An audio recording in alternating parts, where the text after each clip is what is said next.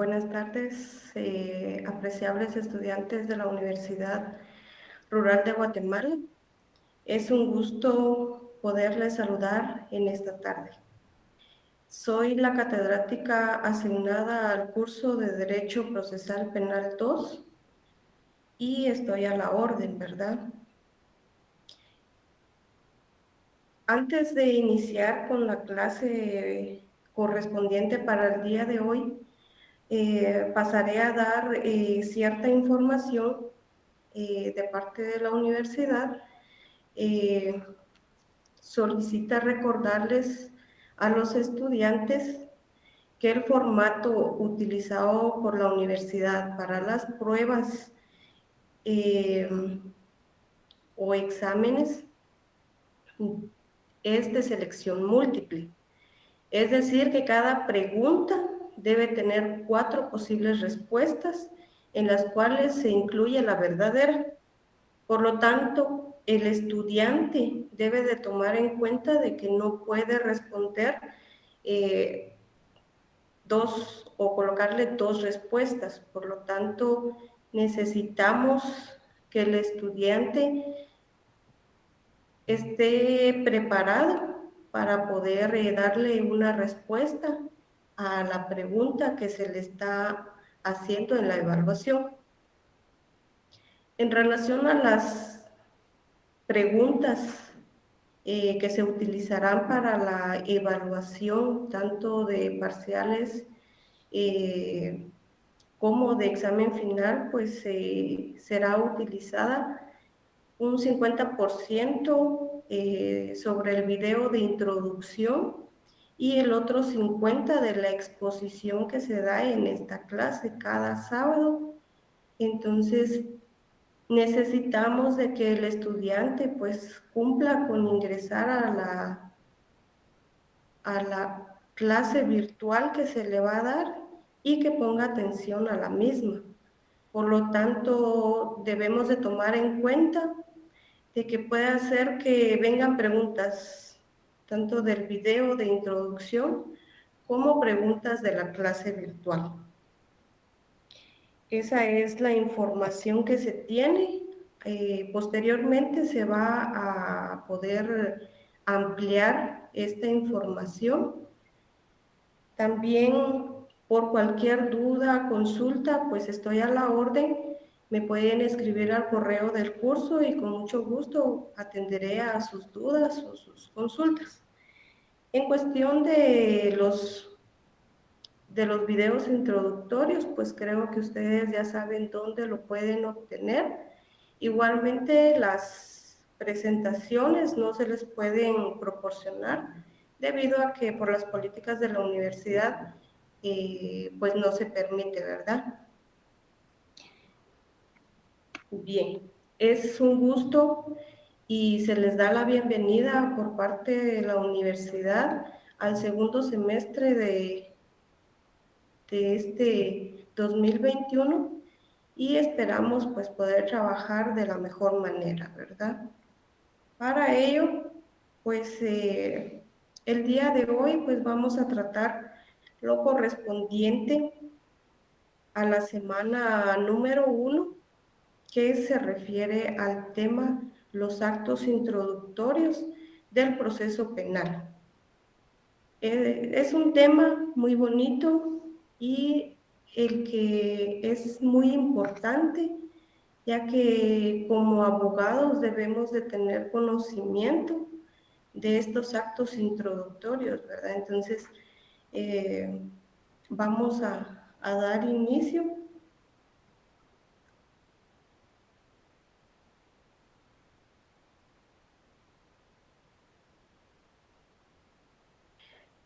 Para iniciar, vamos a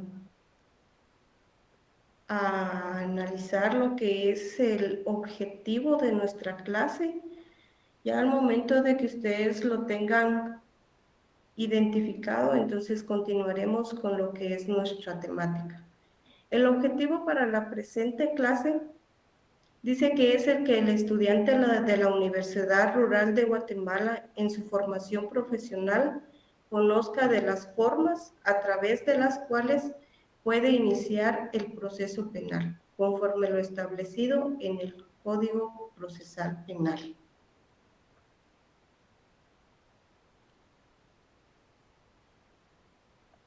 Bien, ya identificado nuestro objetivo, pues pasaremos a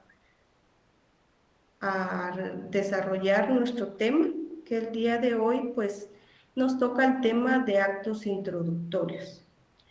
Los actos introductorios dice que al analizar el proceso penal, este puede iniciarse según nuestra legislación por cualquiera de los actos introductorios que se contemplan en el Código Procesal Penal.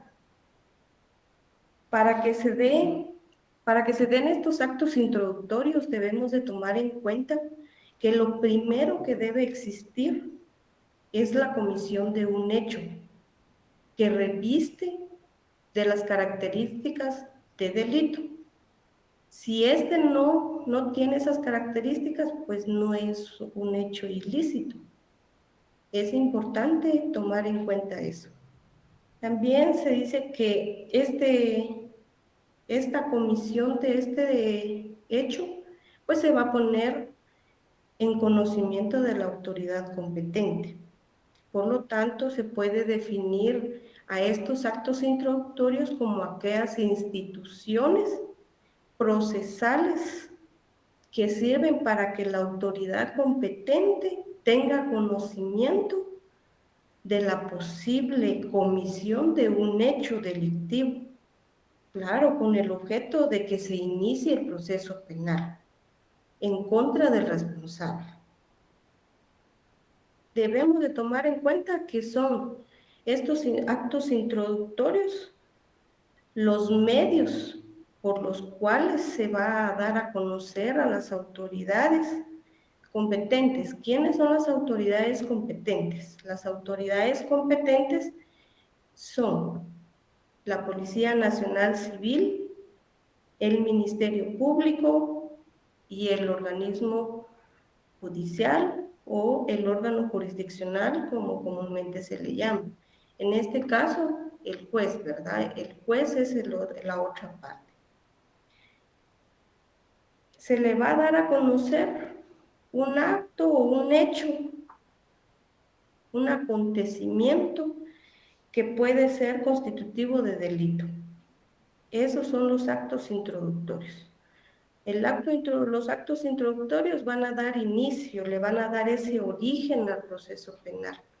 ¿Para qué? Para que éste pueda iniciar a través del órgano investigador, que en este caso es el Ministerio Público, una investigación para que se pueda desarrollar el proceso penal.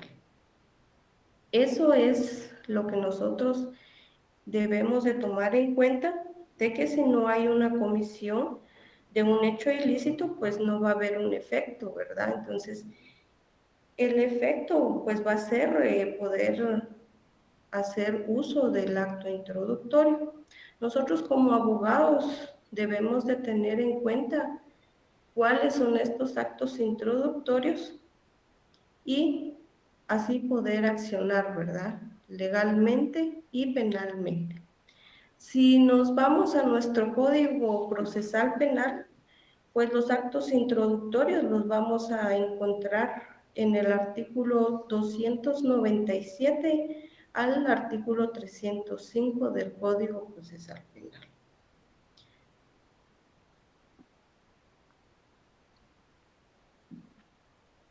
Es por ello que los actos introductorios son conocidos también como la notitia criminis, la noticia criminal.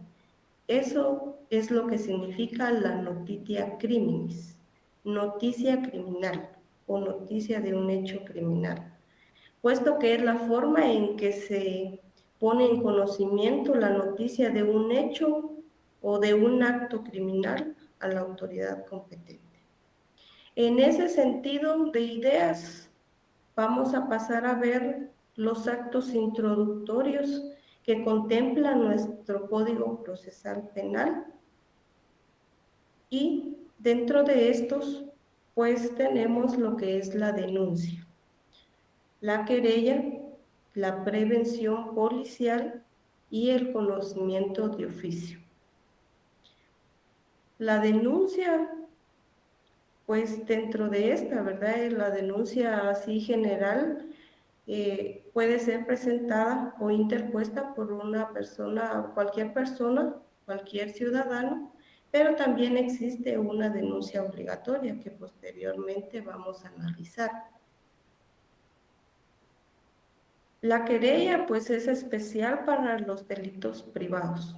Necesitamos que el agraviado sea quien va a interponer la querella. La prevención policial, pues, va a constar o contener la denuncia o conocimiento de un ilícito, la aprehensión en flagrancia o en cuasiflagrancia, como se le dice, minutos después se detiene a la persona o una presión en consecuencia de una orden judicial. Vamos a analizar todos estos puntos posteriormente. El conocimiento de oficio, pues este se refiere a delitos que se cometen a veces en audiencia. Bien, los procesos por los delitos de acción pública en su mayoría se inicia por denuncia o por prevención policial. Son los más utilizados en Guatemala.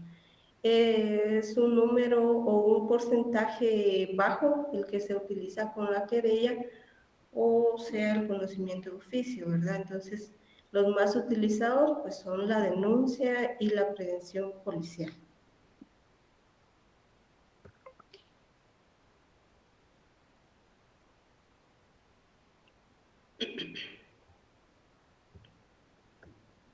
Bien, el primer acto introductorio que vamos a analizar es la denuncia.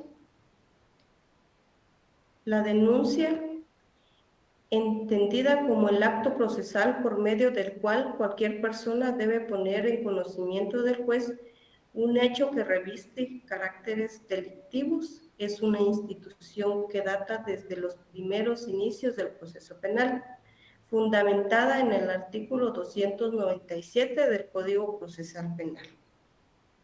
Si nos vamos a nuestro Código Procesal Penal,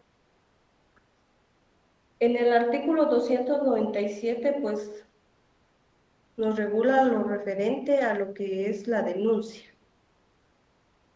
Acá nos indica que cualquier persona deberá comunicar por escrito u oral a la policía, al Ministerio Público o al tribunal el conocimiento que tuviere acerca de la comisión de un delito de acción pública.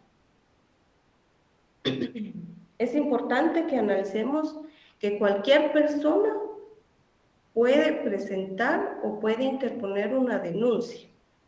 La denuncia puede ser presentada de dos formas. Si nos damos cuenta, en el artículo se establece que se puede dar de forma oral o de forma escrita, ¿verdad? Entonces, ¿qué quiere decir eso? Que usted como víctima va al Ministerio Público y usted le dice, mire, fíjese, vengo a presentar una denuncia, el Ministerio Público tiene la obligación de recibir su denuncia de forma oral. Si usted le paga a un abogado o si su cliente llega y le dice, mire, señor abogado o LIC o licenciado, mire, fíjese que esto y esto pasó y quiero presentar la denuncia al Ministerio Público. Usted como abogado, usted redacta un memorial de denuncia y lo va a interponer al Ministerio Público. Entonces el Ministerio Público tiene la obligación de recibírselo e iniciar con lo correspondiente. Entonces es importante que tengamos en cuenta que la denuncia se puede hacer de las dos formas. oral o escrita.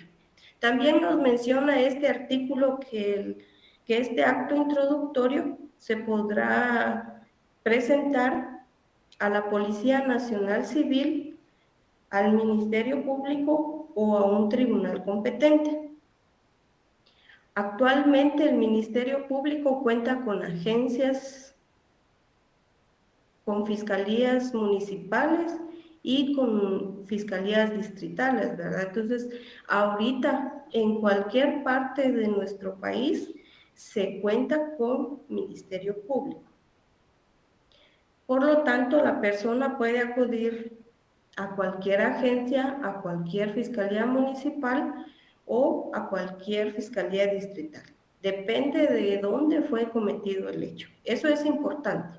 Debemos de analizar también esa situación. ¿Dónde fue cometido el hecho para poder acudir?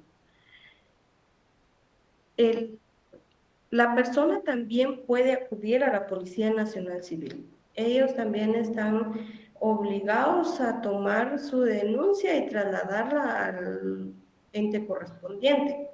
Igual, si no hubiera como antes, pues no estaba tan descentralizado lo que es el Ministerio Público. Por lo tanto, en algunos municipios de algunos departamentos, pues no se contaba con agencias o con fiscalías municipales, solo había una fiscalía distrital. Por lo tanto, se podía acudir directamente al, al juez de paz a interponer su denuncia. ¿La persona puede ir? Sí.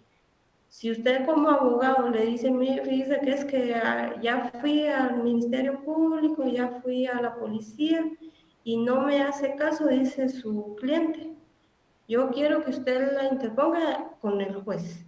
¿Se puede? Sí se puede. ¿Están obligados a recibirle su denuncia? Sí. Según lo establecido en el artículo 297 del Código Procesal Penal. Bien. También es importante tomar en cuenta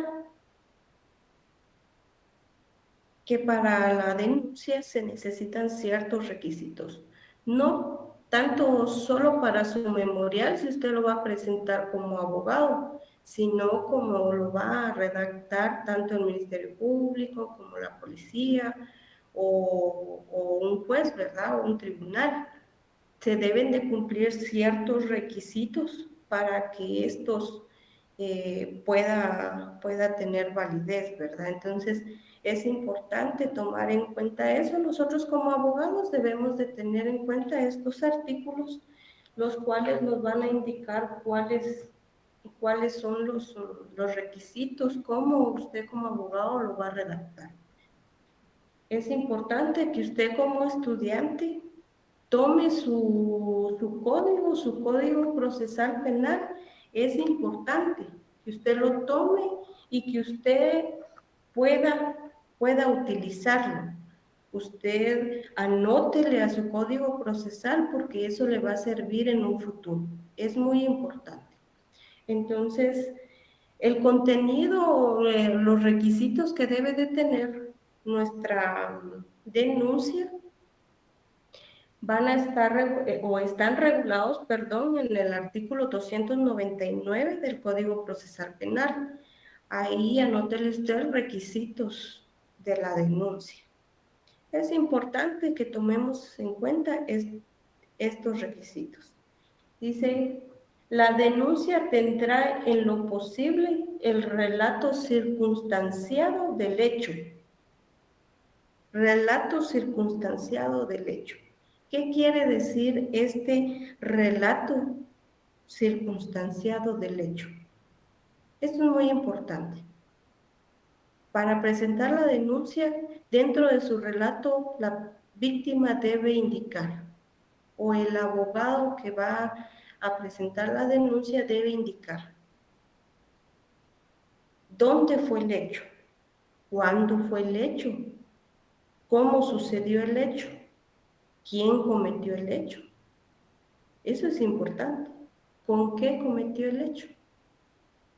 Son interrogantes que al final van a ayudar a poder determinar si la persona sindicada si es culpable o no es culpable. Eso es muy importante, ¿verdad? Entonces debemos de colocar, indicar en nuestra denuncia quién fue el que cometió el hecho, pero también decir dónde fue, a qué hora.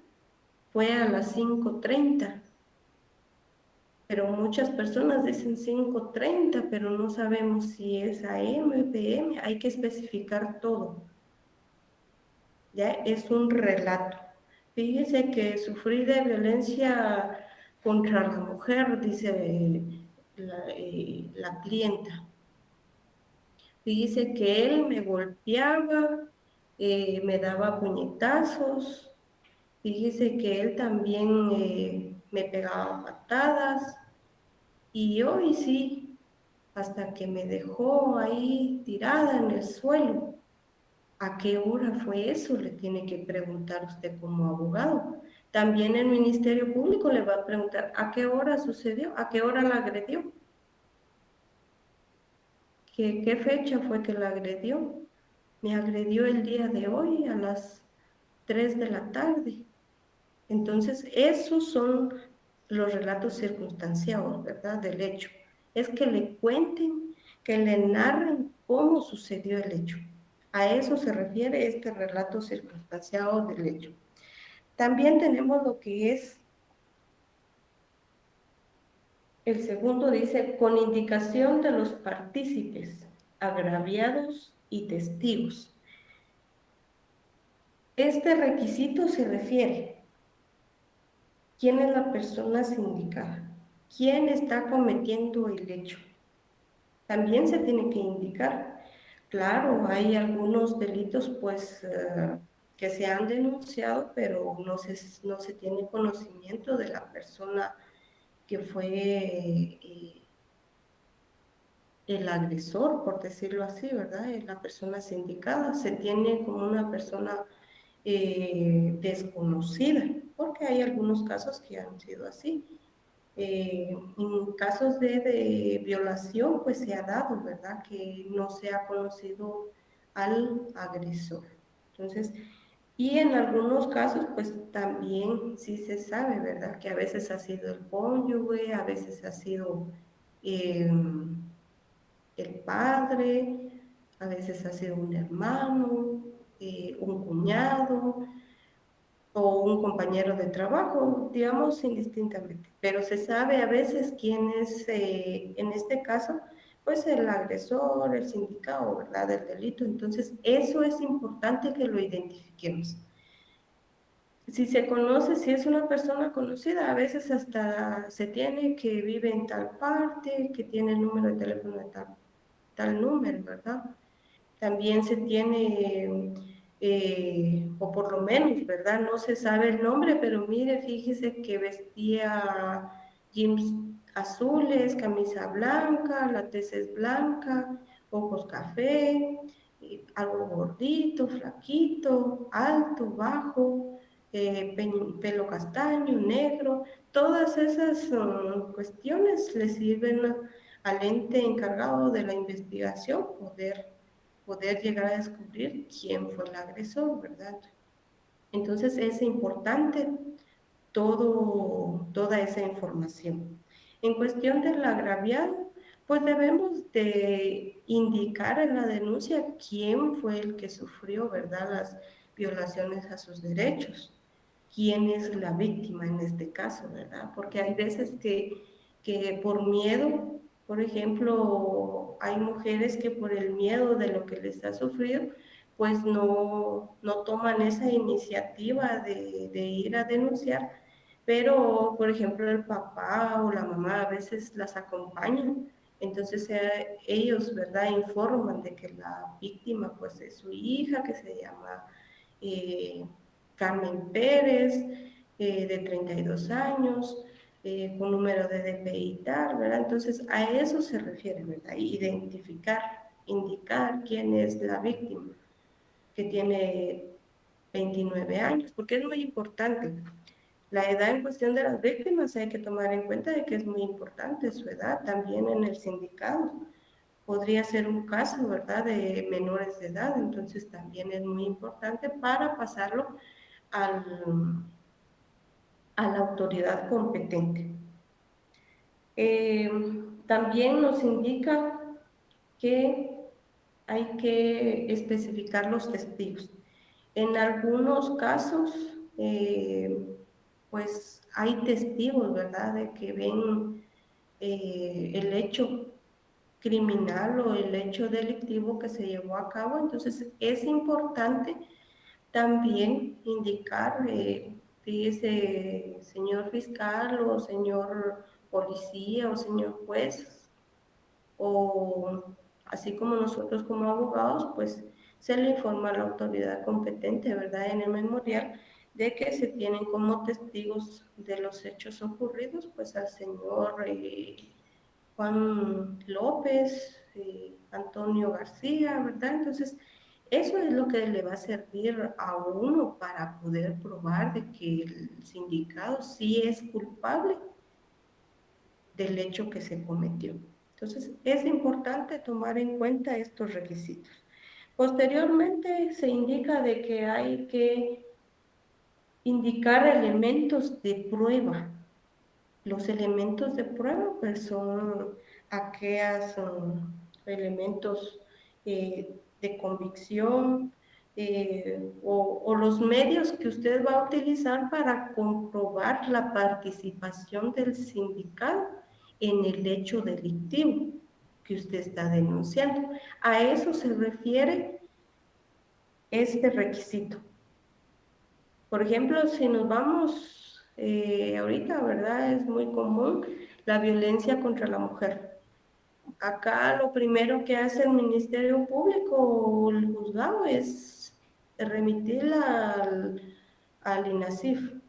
¿Para qué? Para que la evalúe un médico forense para que pueda dar un dictamen pericial en el cual va a indicar, ¿verdad?, los golpes que tiene la señora.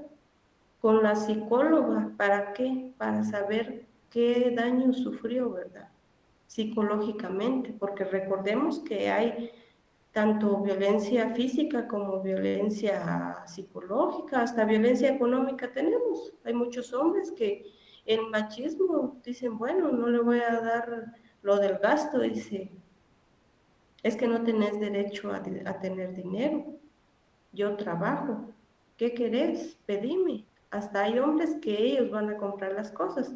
Claro, no en todos los casos por machismo, hay muchos hombres que tienen la costumbre de ayudar a sus esposas para ir a comprar cosas, ¿verdad? Pero cuando se sufre de violencia económica, a veces esa privación de dinero es la que se refiere a la violencia económica, ¿verdad?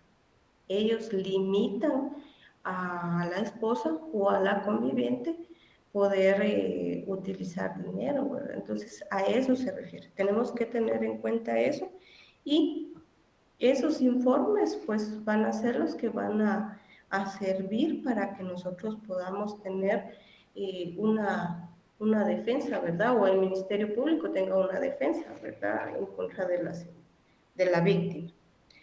También nos menciona como último requisito antecedentes o consecuencias conocidas.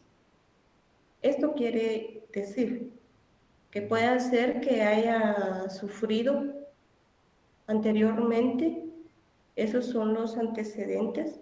Por ejemplo, que ella venía sufriendo de violencia y con anterioridad fue a una junta conciliatoria, por decirlo así. Entonces, eso sirve de antecedente, que él sí la había maltratado y que ella lo había perdonado, por decirlo así, y desestimó del caso, ¿verdad? Entonces, hay que tener en cuenta eso para podérselo exponer a la autoridad competente. Las consecuencias sobre el hecho, pues puede ser, ¿verdad?, que tal vez por las lesiones que le ocasionó puede hacer que ella no pueda trabajar, ¿verdad? Entonces también eso se refiere, que no pueda trabajar por las lesiones que él le ocasionó. Es importante también hacer referencia que la denuncia es un acto que muestra el inicio del proceso penal, pero también es un acto a través del cual eminentemente se obliga a ciertas personas, ¿verdad?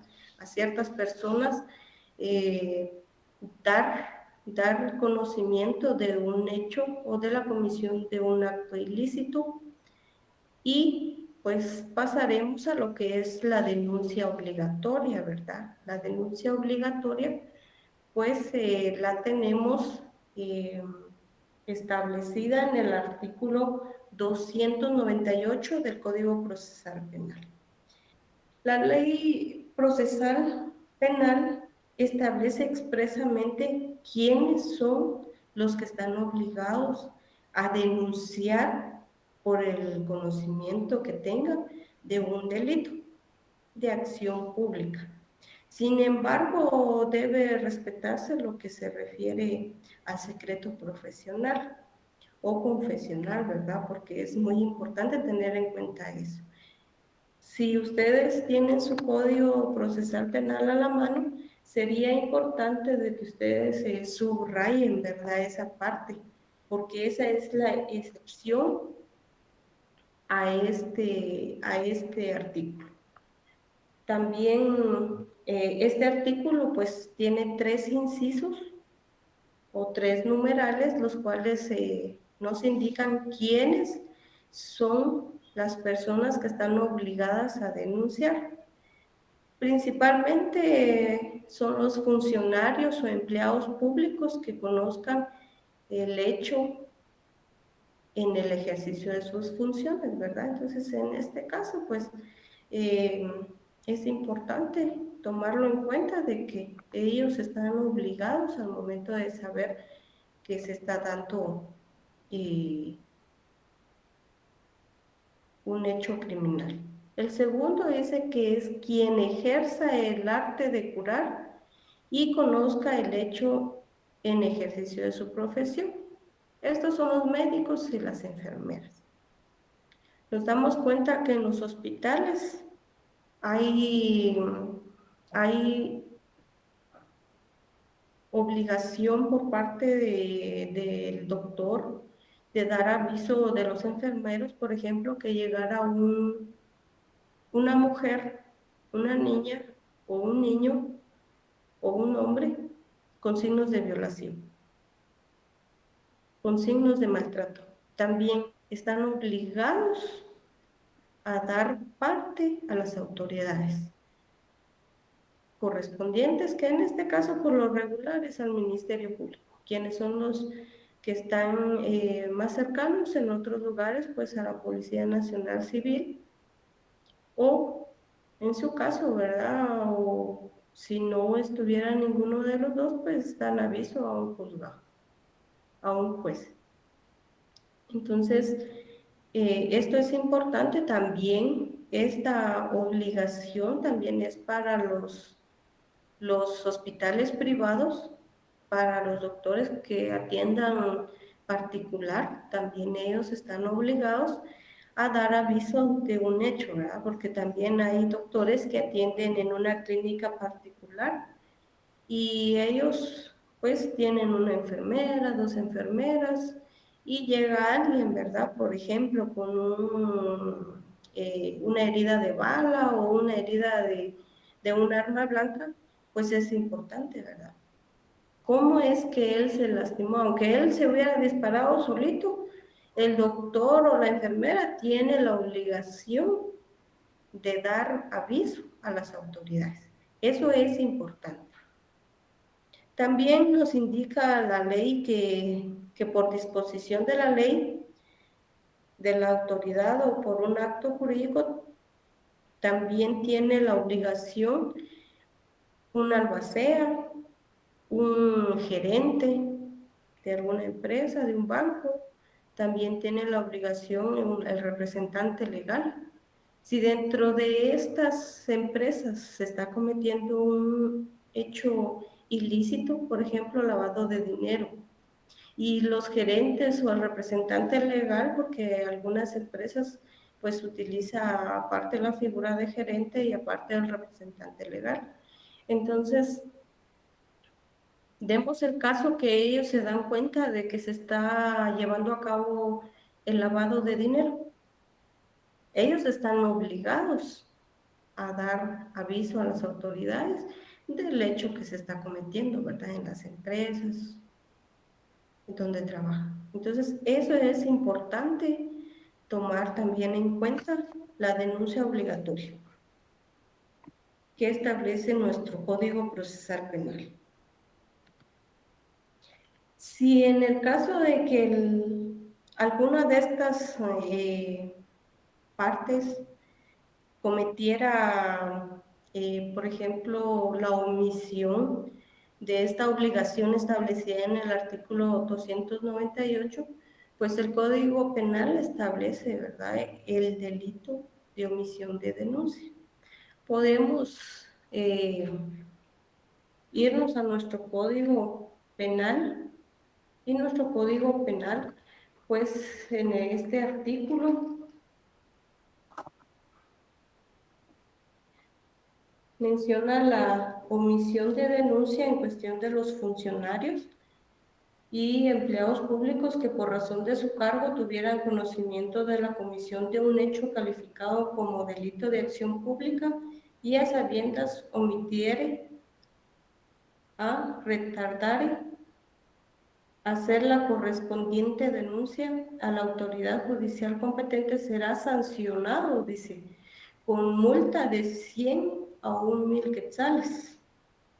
Ahí lo están sancionando. Entonces, también es importante que tomemos en cuenta de que se considera, ¿verdad?, el delito de omisión de denuncia. También, constitucionalmente, también se da una excepción a esta denuncia obligatoria. El artículo 16 de la Constitución Política de la República regula de que si alguno de estas partes que están obligadas a denunciar tuviera alguna relación con la persona que está herida, por ejemplo, que fuera eh, el hijo del doctor, el doctor puede limitarse a no denunciar debido a que la no incriminación, ¿verdad? A eso se refiere, que se prevé los casos en los cuales la denuncia no será obligatoria si razonablemente arriesgare la persecución penal propia del cónyuge, de los ascendientes, de los hermanos o del conviviente de hecho. Entonces tenemos que tomar en cuenta que esa excepción a esta denuncia obligatoria, pues la establece también el artículo 16 de la Constitución Política de la República, indicando, ¿verdad?, de que no se puede denunciar o no puede decir uno, mire, fíjese que mi esposo cometió ese delito, ¿verdad? O que me vayan a acusar de que soy cómplice si tengo el derecho de limitarme a incriminar a un familiar, ¿verdad? Entonces a eso se refiere. Bien, también dentro de la denuncia tenemos ciertos tipos penales relacionados con la denuncia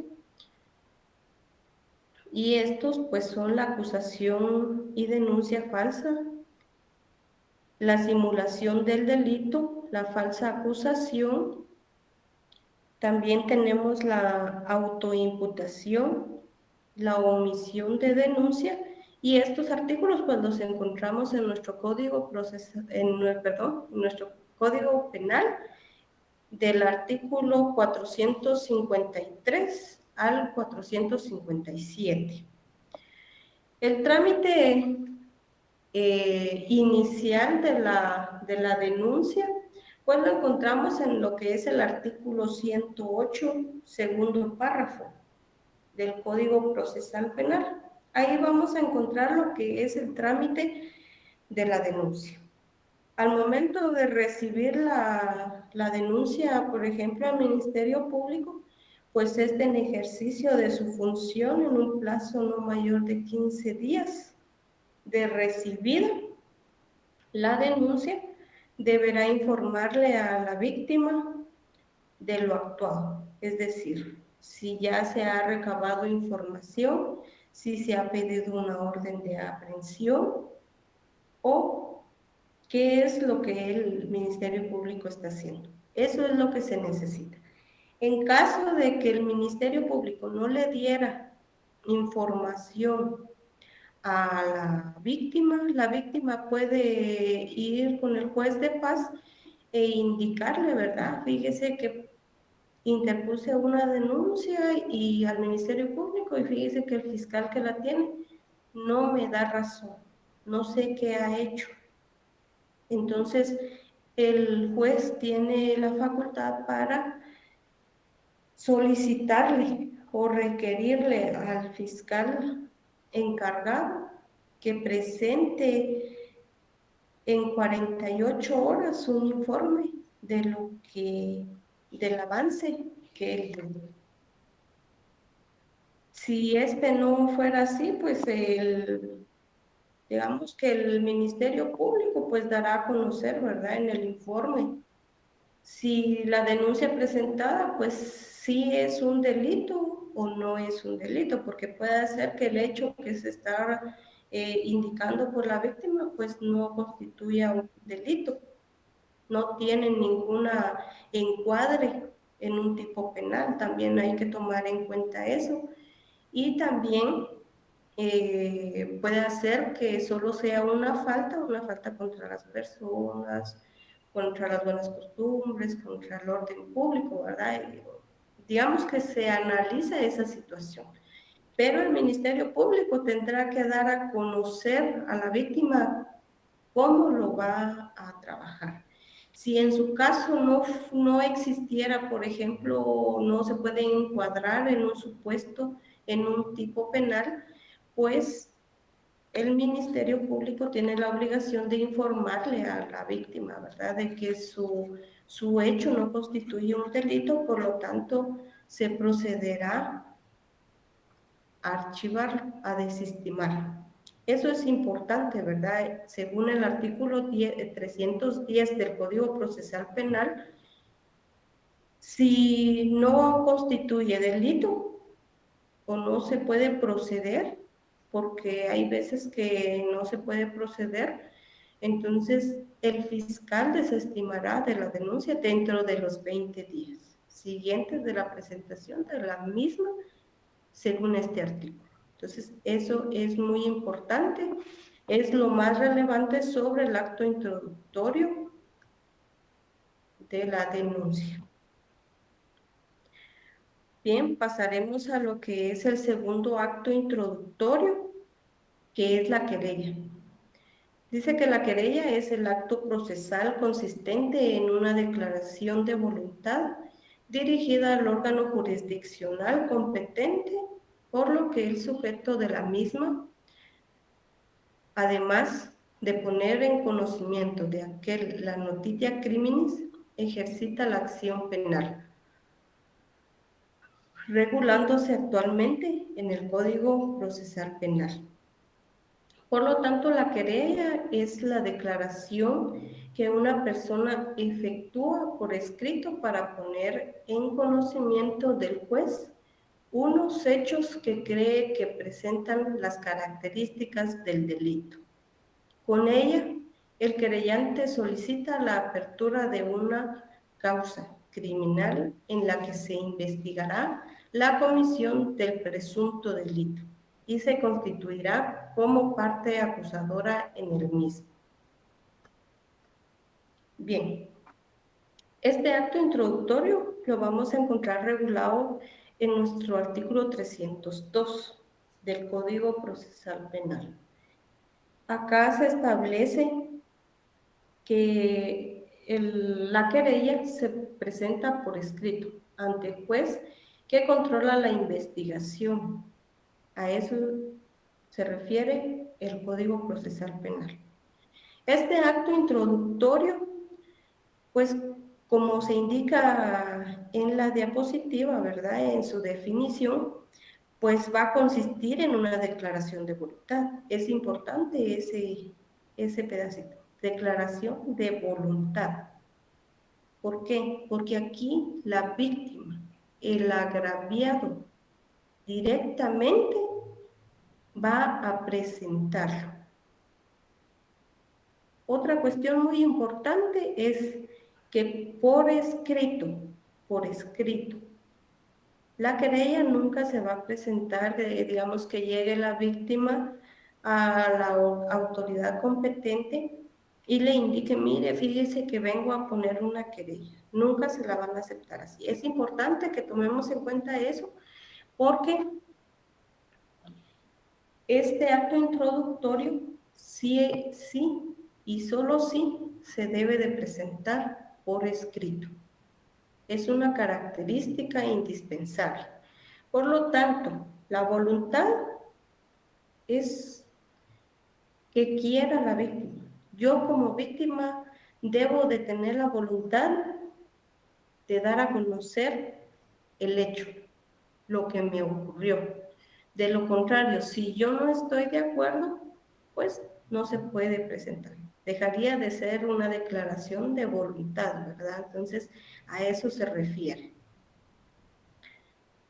En este sentido, es importante contextualizar el marco de la querella, ya que reviste el ámbito a través del cual debe interponerse obligatoriamente ante un órgano jurisdiccional competente.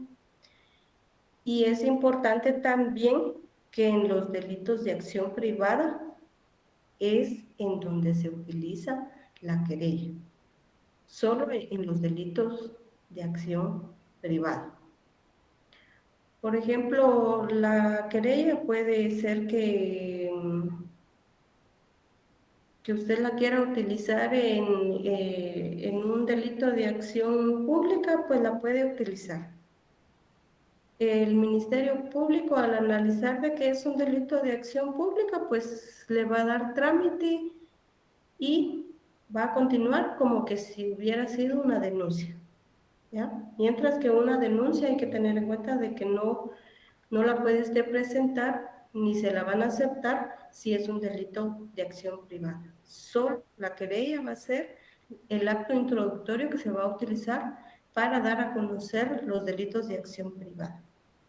Por ejemplo, en el delito de estafa mediante cheque. Este delito quiere decir que es una acción que está evidente, que tiene una responsabilidad. A usted lo estafan y la prueba evidente es el cheque. Por lo tanto, esta querella se va a presentar directamente a un tribunal de sentencia competente, ¿verdad? Porque como tenemos que tener en cuenta dónde fue el hecho y también puede ser que sea en la capital hay varios tribunales de sentencia, ¿verdad? Entonces, también tenemos que tomar en cuenta eso. Entonces, también en los departamentos también se debe de tomar en cuenta qué tribunal de sentencia es el competente. Acá ya no hay que hacer una investigación, por lo tanto, no necesitamos de que el Ministerio Público pues haga una investigación, ¿verdad? Porque ya está eh, más que comprobar la comisión de un delito.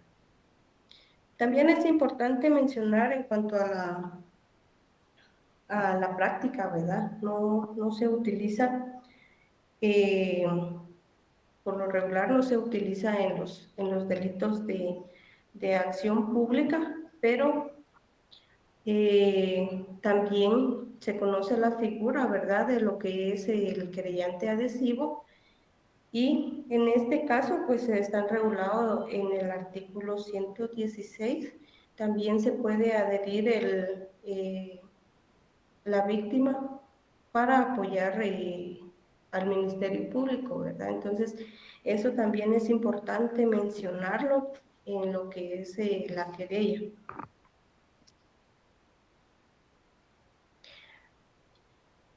El querellante lo vamos a ver así rápidamente. Posteriormente vamos a analizar esta figura.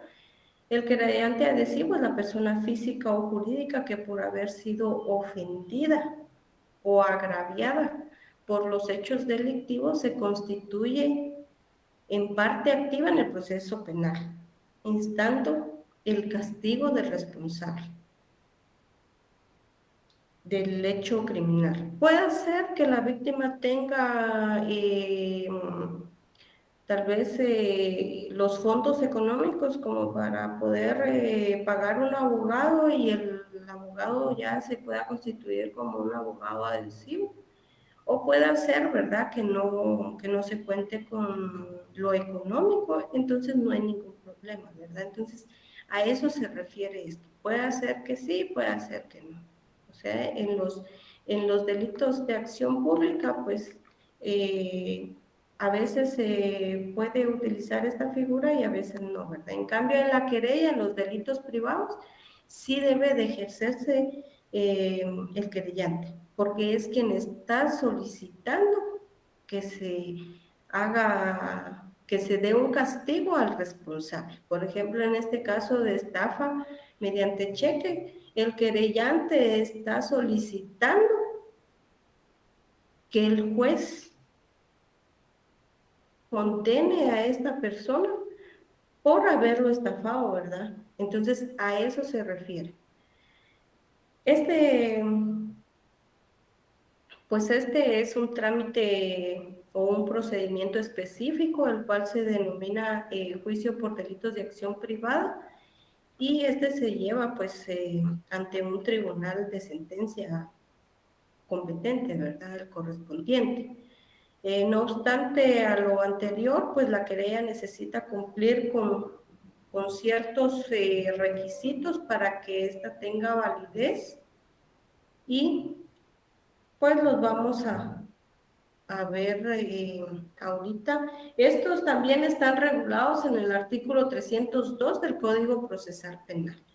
Dentro de estos, pues se indica como el primer requisito es el nombre y apellido del querellante y en su caso el de su representado, su residencia, la cita del documento con que acredita su identidad.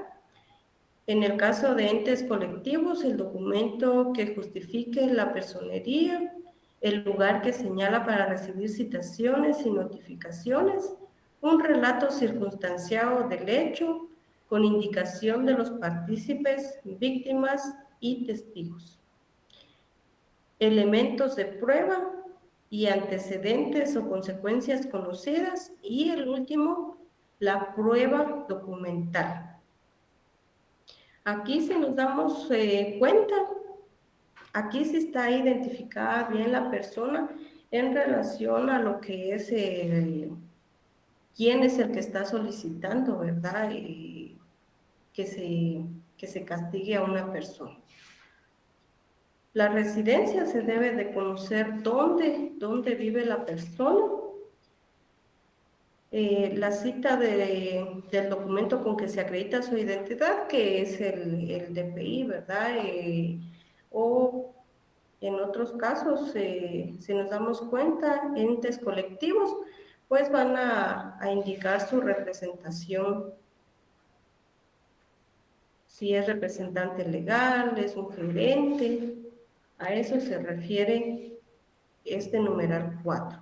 El lugar para recibir notificaciones, por esa razón, es de que se considera que debe de ser presentada por un abogado. También el relato, pues ya sabemos nosotros que es indicar, ¿verdad?, cómo fue que pasaron los hechos.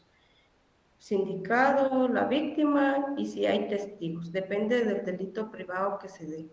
También tenemos las pruebas, es muy importante. Este último inciso es muy importante debido a que, debido a que nosotros como abogados, eso es lo primero que se le debe de preguntar a nuestro cliente. ¿Qué pruebas tiene usted? ¿Qué pruebas tiene? Bueno, en este caso de estafa mediante cheque, le dice, mire, aquí están los cheques. Entonces usted dice, bueno, iniciamos ya iniciamos con la querella. Yo la hago hoy y la presentamos el día de mañana porque tenemos la prueba suficiente para poder solicitar que el juez condene a una persona. Eso es lo importante. Eso es lo primero que usted tiene que preguntarle al cliente. ¿Cuáles son las pruebas documentales que se tienen para poder indicar? O por lo menos saber dónde las tiene, ¿verdad? Entonces, eso es muy importante. También, si faltara alguno de estos requisitos, el juez no la puede rechazar. El juez dará un plazo para que la persona, el querellante en este caso, pues pueda cumplir con esos requisitos. Se le indicará que es un requisito indispensable y que no se puede darle trámite si no cumple con ese requisito. Por lo tanto, el querellante, bueno, en este caso nosotros los abogados del querellante, pues vamos a ver cómo se resuelve, cómo se subsana ese requisito. Sí se puede subsanar. Si no se subsana ese requisito que solicitó el juez, pues lo siguiente es que el juez archive el caso hasta que se cumpla con lo ordenado, ¿verdad? Entonces, eso es importante. Debemos de tomar en cuenta esa situación de que no le podemos decir al juez, mire, dele trámite si nosotros no cumplimos, ¿verdad? Es importante cumplir con todos los requisitos para que no sea archivado.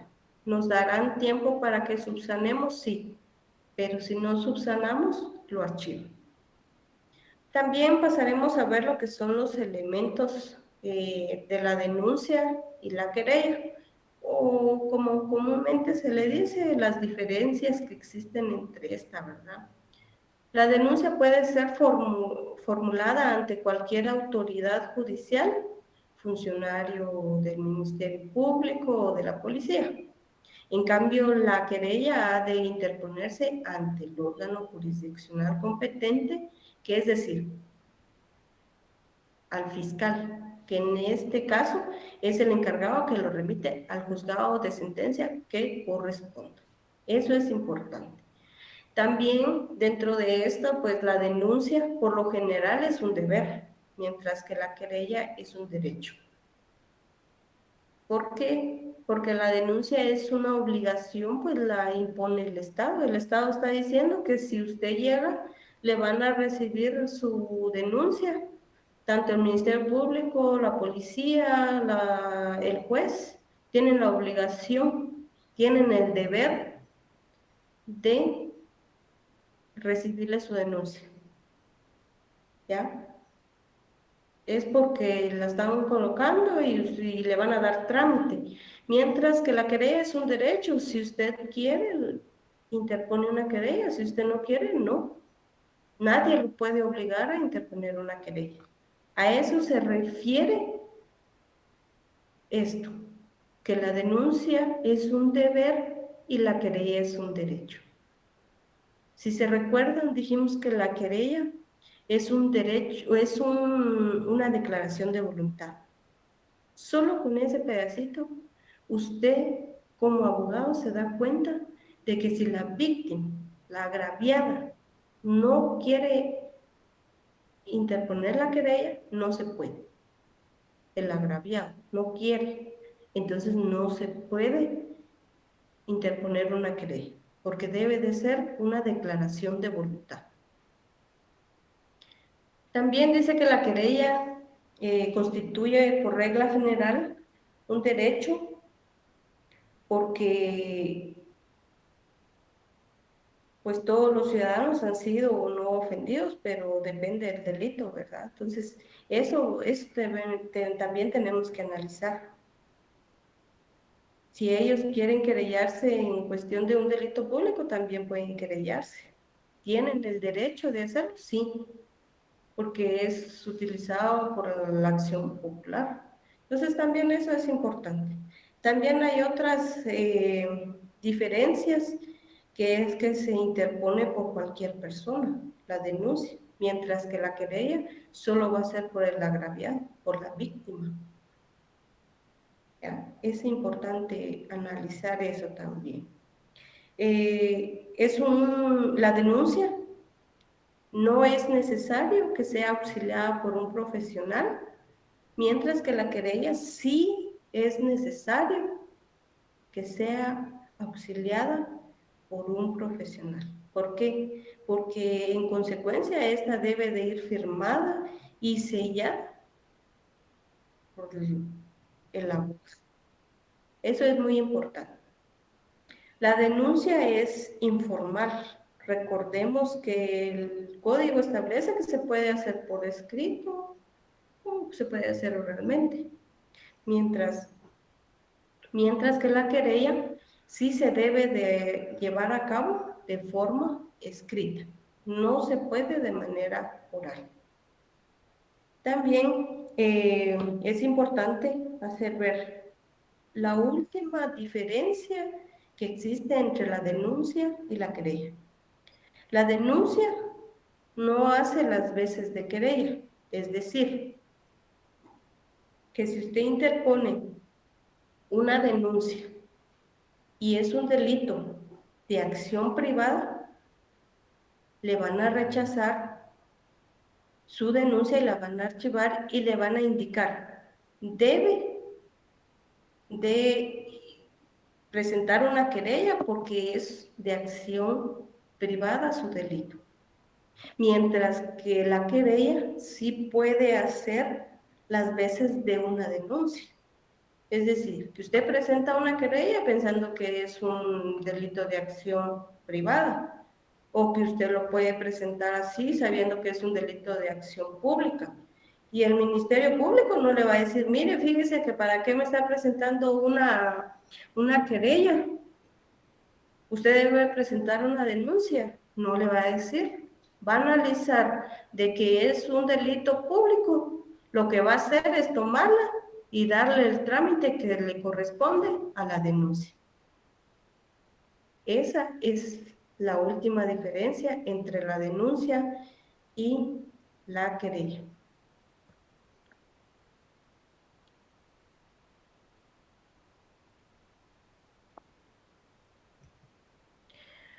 El tercer acto introductorio que tenemos para el día de hoy, pues es la prevención policial.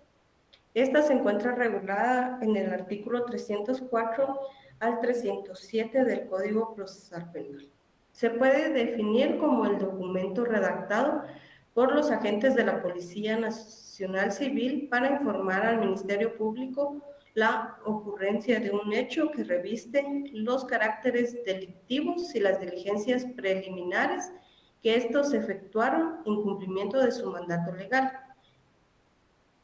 Entonces, acá, pues podemos indicar, ¿verdad?, que es un acto introductorio o procesal en que los funcionarios o agentes policiales, pues como auxiliares del Ministerio Público, recibirán una noticia criminal y posteriormente darán información al Ministerio Público de lo ocurrido.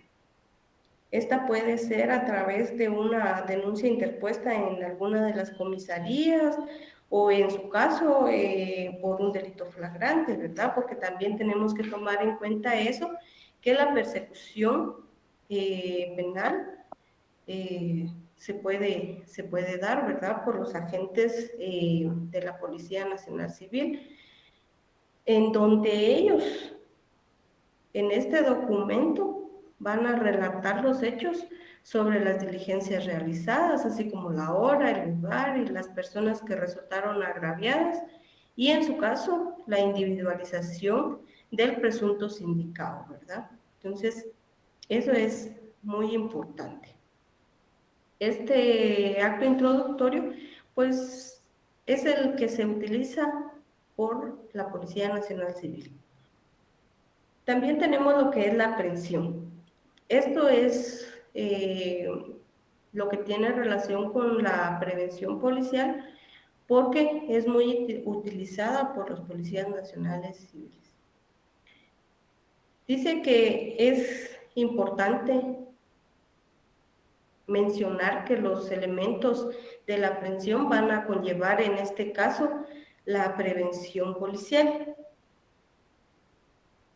Y se da efectivamente cuando existen los elementos de la flagrancia. Si nos vamos al artículo 257 de nuestro Código Procesal Penal, vamos a encontrar regulado lo que es la aprehensión.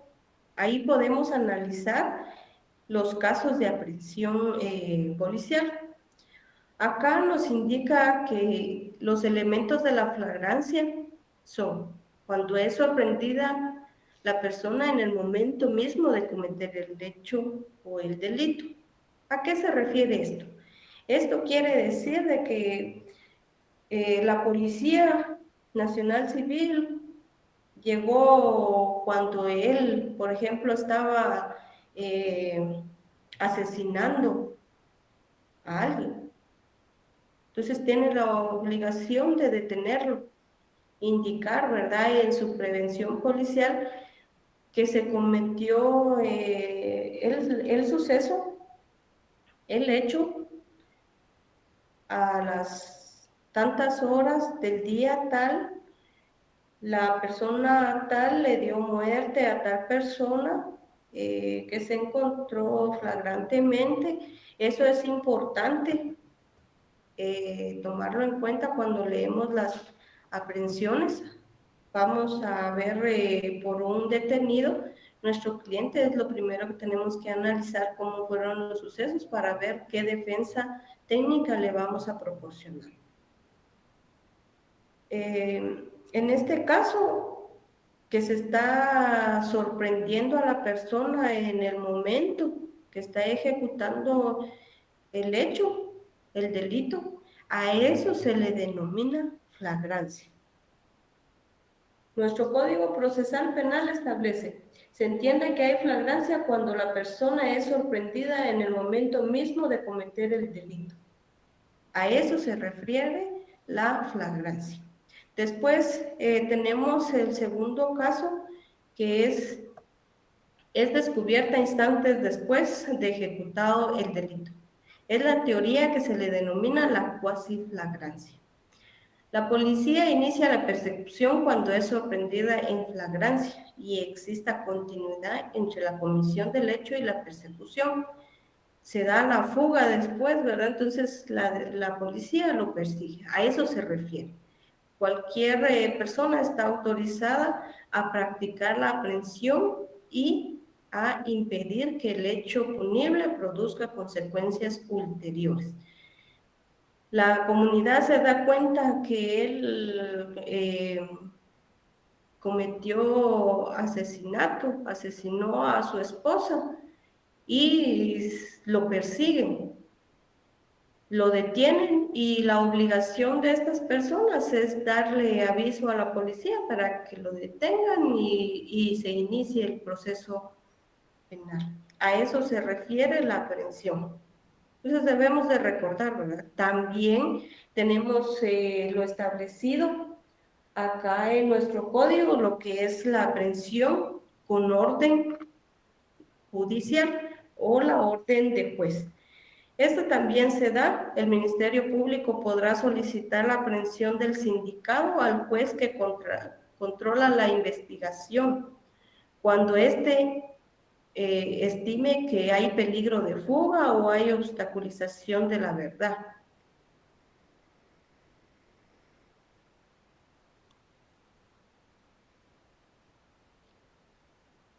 Entonces, eso es lo referente a la prevención policial.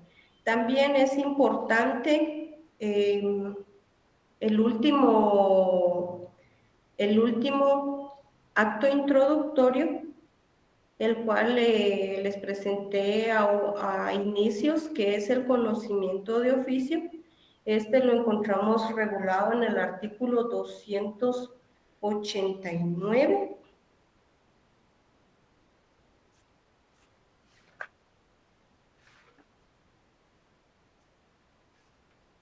Y pues es el procedimiento mediante el cual el ente investigador no necesita recibir una denuncia para iniciar la persecución penal de un hecho delictivo, simplemente investiga oficiosamente los hechos que llegan a su conocimiento por apreciación personal o a través de los medios publicitarios por interesados.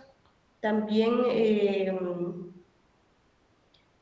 también tenemos que, en el artículo 289 del Código Procesal Penal, pues establece que la investigación para asegurar los elementos de prueba imprescindibles sobre el hecho punible y sus partícipes. Digamos que acá se da a conocer que hay un hecho punible y quiénes son sus partícipes. Eso es importante. También tenemos lo que es el artículo 367 del Código Procesal, que son los delitos de audiencia. Este artículo del Código Procesal Penal pues establece delitos en audiencia. Si durante el debate se cometiera falta o delito, el tribunal ordenará levantar acta con las indicaciones que correspondan y hará detener al presunto culpable, remitiéndose copia de los antecedentes necesarios al Ministerio Público a fin de que proceda de conformidad con la ley. Entonces, ¿a qué se refiere esto? El conocimiento de oficio es de que se está conociendo que se está cometiendo un hecho delictivo, un delito. Por lo tanto, este conocimiento de oficio es más utilizado en debate. En debate a veces se cometen delitos y acá es donde se conoce pues el conocimiento de oficio. Es muy importante anotar algunos autores, pues no mucho hacen referencia al conocimiento de oficio, pero nosotros debemos de tener en cuenta que también se pueden cometer delitos durante una audiencia, durante el debate. Entonces, es importante saber cuál es el acto introductorio de esos delitos que se cometen en audiencias. Es muy importante. Entonces, como resumen general, pues recordemos, ¿verdad? Que los actos introductorios son aquellos que van a dar inicio, origen al proceso penal para que éste pueda llevarse a cabo de una forma correspondiente al Código Procesal Penal. También recordemos que los actos introductorios pues van a ser la denuncia, la querella, la prevención policial y el conocimiento de oficio. Son 4 los actos introductorios que le van a dar inicio a este proceso penal. Bien, vamos a proceder a las preguntas, ya que hemos finalizado nuestra clase. Espero si tuvieran alguna duda en relación al contenido que se ha dado el día de hoy, pues me pueden escribir al correo. Como a principio les comenté, estoy a la orden para lo que ustedes necesiten. Así que procederemos a las preguntas que ustedes deben de darle respuesta. Las preguntas pues tienen su respuesta correspondiente también en el video introductorio. La primera pregunta pues es, ¿ante qué autoridad debe interponerse la querella? Es, es muy importante. Analicemos. Recordemos qué fue lo que hablamos sobre la querella. ¿Sobre qué ente? ¿Será un juzgado de primera instancia? ¿Será un tribunal de sentencia? ¿O será un juzgado de paz? Es importante analizar esta pregunta. En los delitos de acción privada, ¿cuál es la forma de iniciar el proceso? Recordemos que hay 4 actos introductorios. Dentro de estos 4 introductorios, pues tenemos lo que es la denuncia, la querella, la prevención policial y el conocimiento de oficio. Entonces, ahí analicemos cuál es el acto introductorio para esta clase de acción.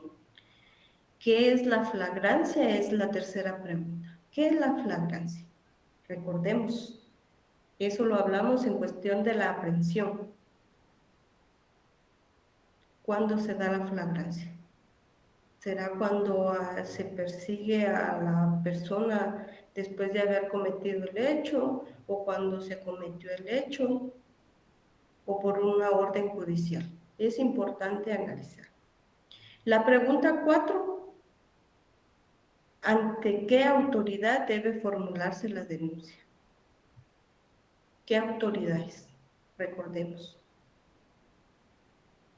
¿Será que solo es una? ¿Será que solo es dos? Puede ser que sea ante el ejército, recordemos, la Policía Nacional, el Ministerio Público, el juez, la Corte Suprema, la Corte de Constitucionalidad. Depende, ¿verdad? Es importante analizar eso. Y la última pregunta, pues es el documento redactado por los agentes de la Policía Nacional Civil para informar al Ministerio Público la ocurrencia de un hecho que reviste los caracteres delictivos y las diligencias preliminares que estos efectuaron en cumplimiento de su mandato legal. ¿Qué documento será este?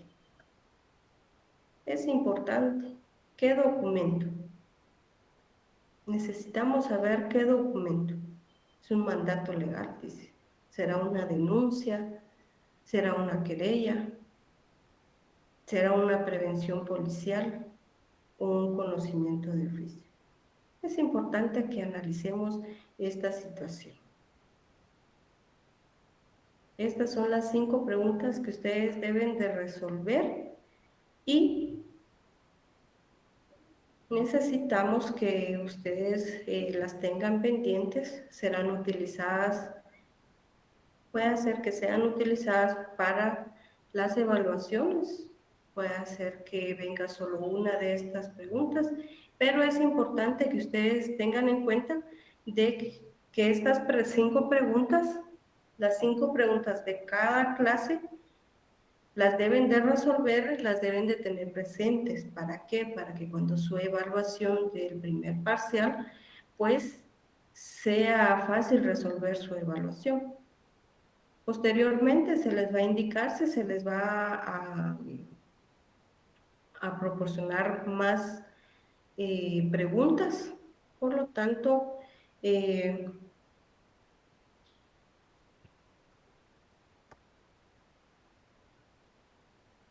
les agradezco mucho por la participación a esta clase virtual.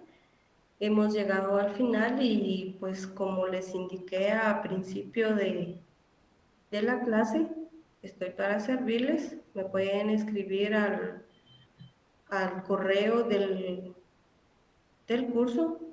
Cualquier duda que ustedes tengan se puede resolver y también, como les digo, pueden ustedes utilizar su código. Es importante utilizar el código, resaltarlo y así poder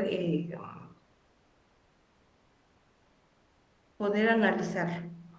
Entonces, cualquier duda, cualquier sugerencia, pues también estamos a la orden. Entonces, les deseo un buen fin de semana, que estén bien. Un gusto saludarlos.